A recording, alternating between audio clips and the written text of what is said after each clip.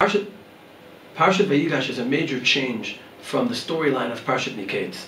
In Parshat Miketz we read about the brothers being sent by Yaakov to Mitzrayim to procure food that they can take back and use and live in Eretz Canaan.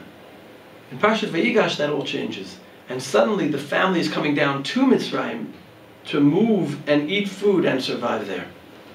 And this change takes place in the beginning of Parshat VaYigash, in the response of Yosef to Yehuda's speech.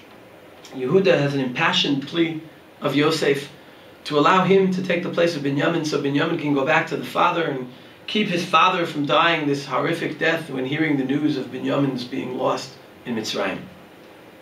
Yosef responds, and the first thing he says is, Ani Yosef, ha'od avichai. And the brothers are totally flustered, confounded. They can't answer him. The real chiddush beyond Yosef revealing his identity is Yosef's next words, where he reveals his mission. Yosef now says to the brothers, Ani Yosef Hashem achartem oti Mitzrayim. I am the one you sold here. And he starts going into the background of how he got there and what all this needs to mean moving forward. V'ato, he adds, Al te'atzvu v'al yichar beinechem. Don't be sad or angry, the two possible responses people have when they feel they've made a mistake. Don't think about the fact that you sold me here. Ki l'michyash lachani elokim lefnechem. Because God has sent me for you on your behalf for a mission now. You may have initiated my arrival here, but God turned that initiative into a very different type of mission.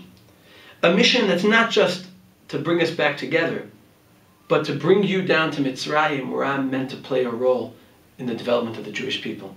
Yosef continues, Kizesh natayim harav b'kerav haaretz, v'od chamesh shanim asher ein charish v'katzir. There's been a famine for 2 years, and there's going to be a famine for another 5. Vayishlacheni Elokim lifnechem lasum lachem she'erit ba'aretz u'lahachiot lachem lefleita gdola. God has already sent me here to prepare the way, to pave the way for you. Not only for you to have a she'erit, a survival, but lahachiot lachem lefleita gdola. But to be able to bring you and rejuvenate you back into life in a great building of the Jewish people.